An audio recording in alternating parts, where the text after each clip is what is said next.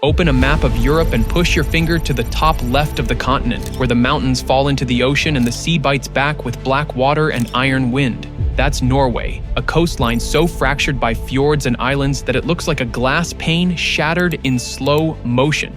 Now imagine planning an invasion across that. Imagine doing it while the snow piles sideways. The sun refuses to rise for weeks, and every valley hides a road tunnel, a hardened depot, or a platoon that treats -20 like light jacket weather. The question of the day isn't whether Russia could attack Norway. It's why the very geometry of the place makes that idea almost comedic, and why, if anyone tried, the response wouldn't be just Norwegian. It would be transatlantic, very fast and very loud.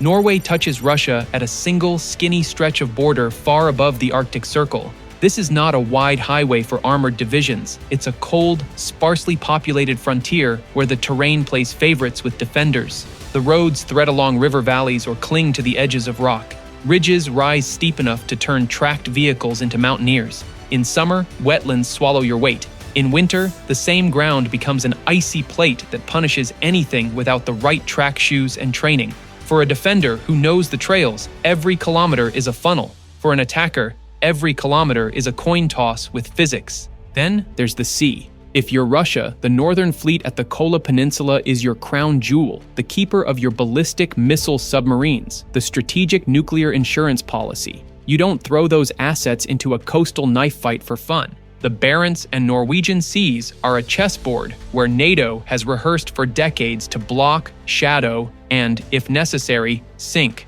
The UK, the US, Norway, and allies treat the GIUK gap, Iceland, the Faroes, Scotland, as a great gate in the North Atlantic. You don't push through it with amphibious ships, helicopters, and a prayer while NATO submarines and maritime patrol aircraft are circling like wolves. The Norwegian coastline is spectacular for tourism and disastrous for large landing craft. Narrow inlets, harsh surf, endless places for defenders to hide coastal missiles and sensors, and almost no beaches where you can just Normandy your way ashore. It's like trying to parallel park a tank on a cliff.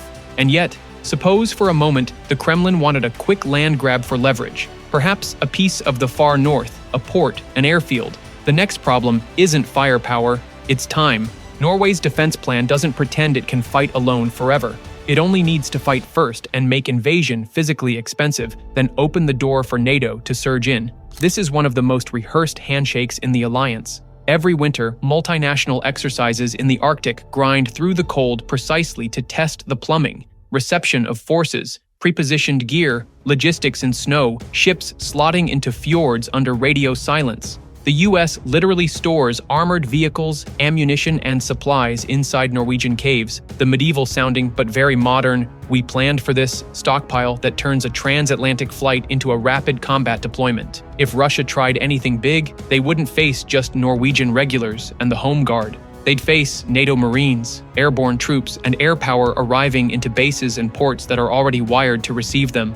Let's move lower, into the weeds where war is really decided. Detection, denial, and delay. Norway's air force is modern, small, and sharp. The F-35 fleet does exactly what Norway needs in the high north. It sees far, shares data, hides when necessary, and puts weapons exactly where they need to go. The jets are backed by quick reaction alert procedures that have become routine because Russian aircraft test the boundaries up there all the time.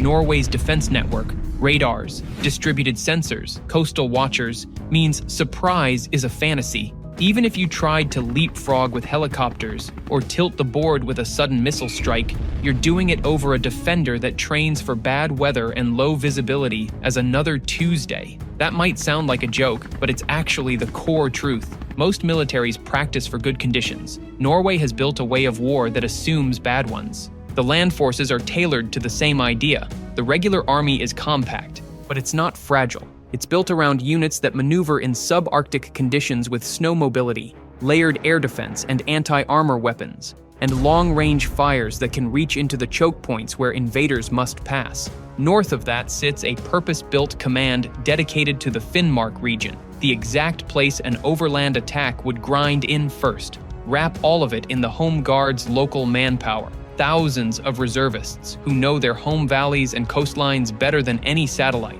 and the country becomes a nettle. Brush it, and you bleed everywhere at once. What if Russia tries to bypass the land traps with air assault? Helicopter-borne troops need air corridors, suppression of enemy air defenses, and a guaranteed landing zone. That is not what the Norwegian coastline offers. Every fjord is a wind tunnel. Every landing zone is overlooked by rock and ice, and the defender's air defense is both mobile and modular. Norway co-developed one of the most successful short to medium range systems in the world and knows how to hide, shuffle, and re-ambush it to make any flight profile dangerous. On top of that, the F-35s can play quarterback quietly, turning shooters on and off across the network while staying hard to target. Drop paratroopers into this, and you haven't solved the problem. You've created a stranded light infantry problem in a freezing labyrinth. Try the sea again? Coastal defense missiles designed by Norway were literally built to hunt ships in these waters. They skim, hide, and bite hard. Put yourself in a hostile amphibious commander's boots coming around a headland. You're in a narrow fjord with cliffs that block your radar. The water is full of acoustic traps and submarine caverns, and the first time you see a missile might be a second before you don't see anything at all. And that's assuming you even got the amphibious task group out of home waters in the first place. The Northern Fleet's priority isn't conquest of shorelines. It's the protection of ballistic missile submarines in a bastion that's a strategic mission they cannot abandon. If they sail south in force to fight around Lofoten or Tromsø, they've left the back door open to the very submarines and patrol aircraft NATO keeps prowling in the shadows. They would have to choose between the survival of their nuclear deterrent and a risky, logistically impossible coastal brawl. That's not a choice any rational staff makes. But let's talk logistics, the unglamorous king of war. To occupy territory, you need to supply it. In northern Norway, supply lines are not highways. They are single strands of road and rail punched through mountains with tunnels and perched along cliffs that think gravity is a hobby. The defender knows exactly where these lines boil down to a bridge, a culvert, a slope that yields to explosives. Blow 3 of those, and what was an advance becomes a series of stranded pockets waiting for fuel in a blizzard. Meanwhile, NATO airlift and sealift push combat power the other way. Civilian ports become military reception points overnight. Airports become hubs for cargo, troops, and tankers. Allied nations train for this muscle memory every year. The moment a crisis triggers Article 5, door after door opens across the North Atlantic. British and American carriers, Dutch and German frigates, Canadian patrol aircraft, Swedish and Finnish assets now inside the NATO planning net, all funneling into a corridor that exists specifically to reinforce Norway. If you ever needed proof that geography writes strategy, here it is. The ocean is Norway's friendly highway, and the attacker doesn't get a toll pass. Operationally, Norway also plays a long game. Don't present a single bullseye. Air bases are hardened. Aircraft disperse. Critical infrastructure is duplicated or hidden. Even the civilian landscape helps. Endless tunnels and alternate routes allow defenders to pop out in places that attackers didn't mark on the first map. The energy infrastructure, pipelines, platforms, cables, sits under constant scrutiny with a layered security concept that blends Navy, Coast Guard, Air Force, and allies. Subsea surveillance isn't a single line of listening devices. It's an ecosystem backed by allied undersea warfare expertise that has been quietly evolving for decades. You want to tamper with seabed cables or threaten gas routes? That invites a multinational response faster than you can say, fishing vessel with mysterious equipment. Now, a skeptic might say, Russia could escalate, use standoff weapons, and smash Norwegian defenses. Let's be clear, any attack on a NATO member triggers a political and military avalanche. Standoff missiles invite standoff answers. Allies don't contribute politely, they surge. Strike aircraft from multiple nations, long-range fires, cyber teams, maritime interdiction groups, and submarines would begin squeezing Russian logistics and sensors from day one. The more Russia escalates, the more it validates the exact scenario NATO has been practicing. There's an old military joke, number 2 in our set today, that amateurs talk tactics, professionals talk logistics, and Norwegians talk weather. In a high-end fight in the high north, weather is the logistics tax collector. Who pays it better?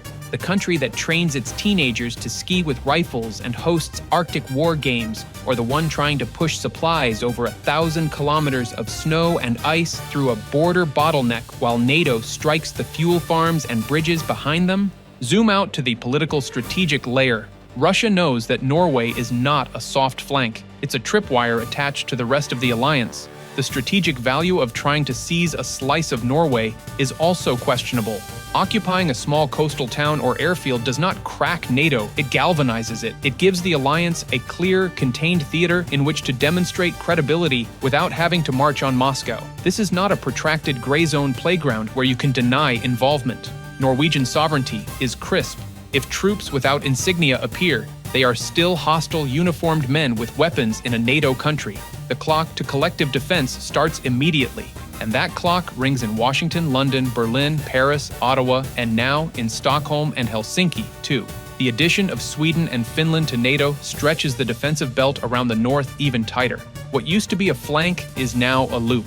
Air defense networks can overlap, early warning can triangulate, logistics can route around bottlenecks, and regional armies know each other's playbooks. The Nordics trained together before, now they plan together for real. There's also the hard reality of Russian force priorities. The units based near the Norwegian border are designed to protect the Kola bastion and to fight in the local environment, not to drive to Narvik like a tourist in July. Amphibious lift is finite, strategic airlift is finite. Survivable staging areas are finite. Every battalion you move north for an adventure is a battalion you didn't keep for homeland defense, and every ship you send out to tangle with NATO's maritime screen is a ship you might not see again. That's not saber-rattling, it's math. Consider air superiority. To push ground forces, you need to suppress or evade Norwegian and Allied air power, but the Norwegian F-35s don't fight alone. They plug into a coalition web with British, American, and other sensors. The first time ground units see the F-35 might be when their radios cut out and something precise hits their lead vehicle from a source they can't target. Pair that with mobile Norwegian air defenses and Allied standoff weapons, and secure air corridors becomes a PowerPoint slide that refuses to come true. On the maritime side, Allied maritime patrol aircraft fly racetrack patterns for weeks, feeding submarine tracks to hunters that do not announce themselves with Instagram posts. Losing a single amphibious ship in a fjord is not a tactical inconvenience, it's a political disaster, and it strands soldiers who suddenly need rescue more than they need conquest. Let's talk about the total defense concept, because this is the secret sauce. Norway, like several of its neighbors, has refreshed a Cold War habit. Prepare the whole society to resist, support, and bounce back. That means civil authorities know what to do when phones go dark or when convoys push through at midnight. It means local knowledge is weaponized in the best way. Fishermen who spot the odd trawler, engineers who know which tunnel takes 3 days to repair and which takes 3 weeks, telecom teams who can reroute around broken nodes. If the attacker thinks they can shock a modern country into paralysis with a cyber punch, they will find that redundancy is baked in. In Norway, the only thing more common than a tunnel is a backup plan for when that tunnel collapses under 6 meters of snow. What about the Arctic specialty? Norway trains where other armies visit. Mountain troops, cold weather gear, snowmobiles, tracked carriers that float across snow crust instead of burying into it. These are not decorations. They are the difference between an ambush that materializes out of a white squall and a patrol that gets lost and frostbitten. The Navy and Coast Guard handle sea states that make seasoned sailors reconsider their life choices. Even special operations are tuned to the environment. Long-range recon on skis, silent approaches by boat under the radar shadows of cliffs, and stealthy sensors nested where satellites can't see. An invader is not just fighting people, he is fighting people who made friends with the climate. Let's not forget the weapons tailored for home terrain. Norway's coastal defense missiles use the coastline as camouflage. Its air defense modules are designed to live on trucks, hide in barns, and switch firing positions faster than targeting software can keep up. Its artillery and precision fires do not require clear summer skies to hit a road cut. The country co-developed systems that allies trust enough to buy in bulk.